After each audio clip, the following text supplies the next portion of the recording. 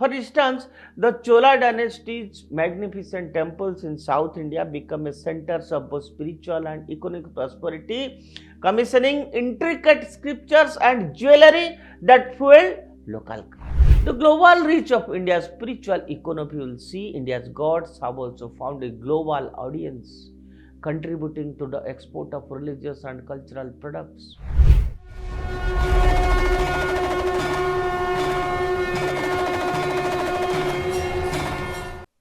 Namaskar friends, I welcome you to the digital media of Uday India, myself Deepak Kumar Rath.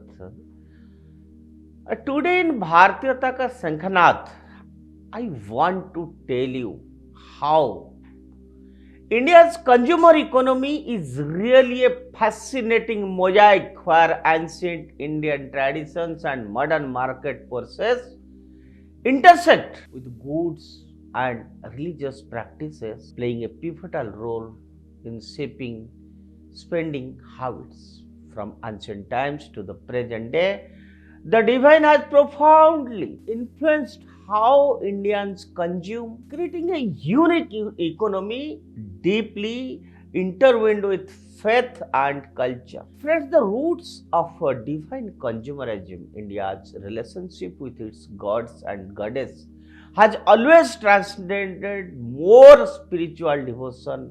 In ancient times, temples not only centers of worship but also hub of economic activity. Lavish offerings from gold and precious gems to grains and livestock were common as devotees sought divine blessings. And no, friends, these offerings sustained local economies, supported the artisans and spurred trade.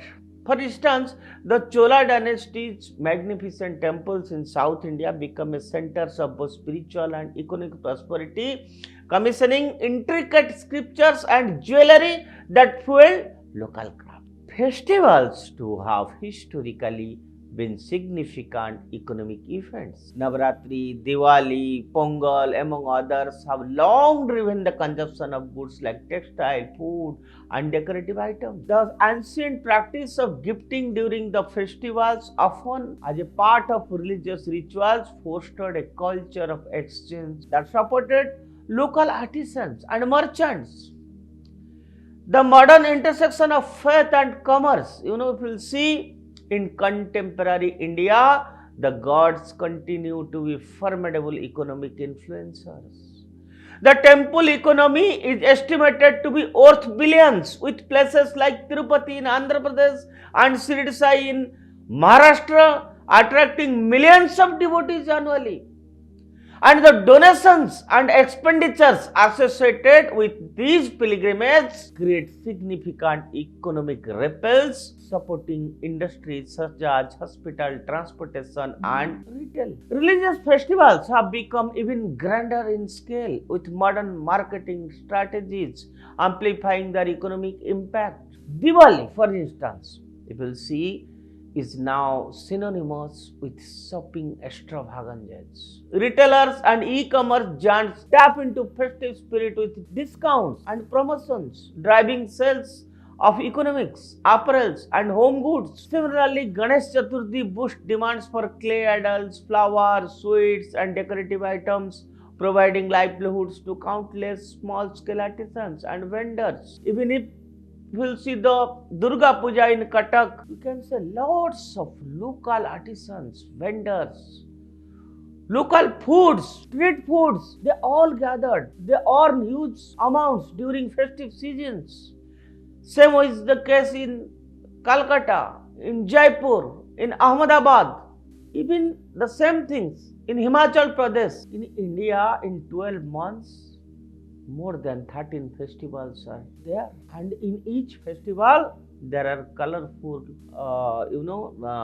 handicrafts, artworks, textiles, handloom sarees, everything, and they all got an opportunity during the fairs and festivals and around the temple premises. Gods in advertising and branding Indian gods and religious Motifs also play a pivotal role in marketing and branding. From traditional mithai boxes adorned with images of Mahalakshmi and Ganesh to modern advertisements that invoke divine blessings, religion is a powerful tool to connect with consumers. I will give you a small example.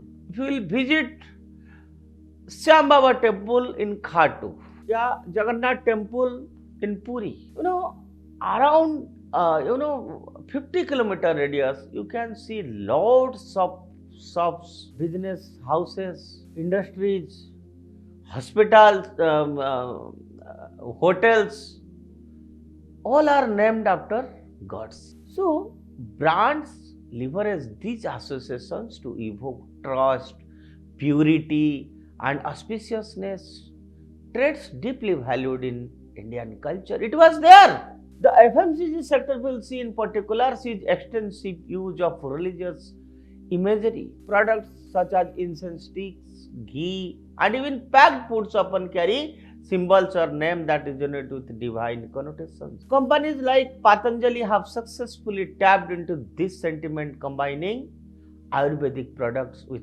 traditional spiritual undertones to create a loyal customer base. And the rise of digital devotion, if you will see, the digital age has brought new dimensions to India's divine consumerism. Online platforms now offer virtual pujas, live darshan, e-donations, catering to tech-savvy devotees who seek convenience without compromising their faith. There are dedicated apps for astrology, horoscopes, religious content have gained massive popularity now, further embedding spirituality into daily life. E-commerce platforms see a surge in sales of religious products like idols, prayer beads, festive essentials, especially during festive seasons. The rise of subscription services for daily devotional content such as bhajans and religious discourses indicates how technology is reshaping spiritual consumption patterns.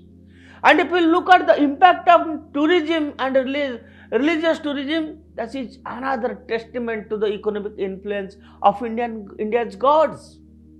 Pilgrimage destinations like if you see Varanasi, Amritsar, Jagannath Puri, they attract millions of visitors each year, boosting local economies. Infrastructure development around these sites, including hotels, restaurants, transport services, travel agencies, create employment and fosters regional growth. The government's initiatives such as the Prasad schemes, pilgrimage rejuvenation and spiritual augmentation drive aim to further harness the economic potential of religious tourism. The global reach of India's spiritual economy will see India's gods have also found a global audience, contributing to the export of religious and cultural products. Diaspora communities worldwide drive demand for items like handcrafts idols, temple jewelry, traditional clothing for gods. Festivals like Diwali and Holi are now celebrated globally, with significant spending on decoration, sweets, and other essentials. Yoga and Ayurveda, rooted in India's spiritual traditions, have emerged as global phenomena, blending with wellness with spirituality.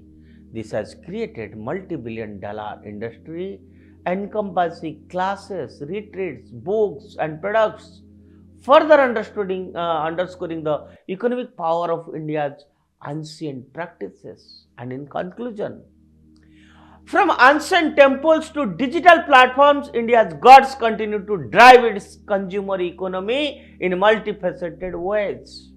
Faith and commerce coexist seamlessly, creating a dynamic marketplace where spiritual values and economic aspirations align.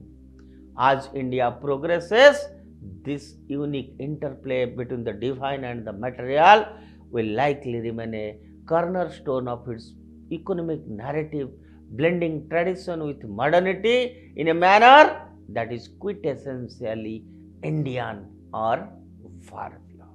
That's all for today. Stay tuned with Uday India as we are giving regular updates on the stories that is going on in Prayagraj, Mahakumbh, how people are reacting in Pakistan, how Naga Saints, Akhadas, they have come up, how the tent city is grown up, and how the government of Uttar Pradesh under the leadership of Yogi Adityanath or the leadership of Prime Minister Narendra Modi, how huge arrangement, health, happiness, security arrangements, sanitation, everything is organized in Mahakumbh.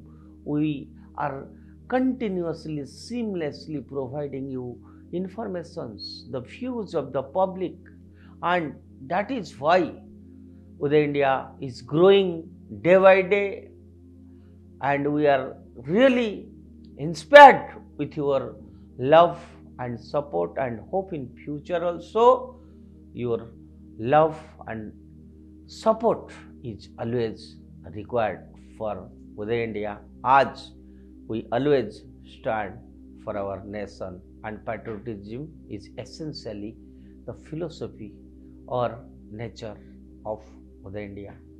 Bharat माता की जय।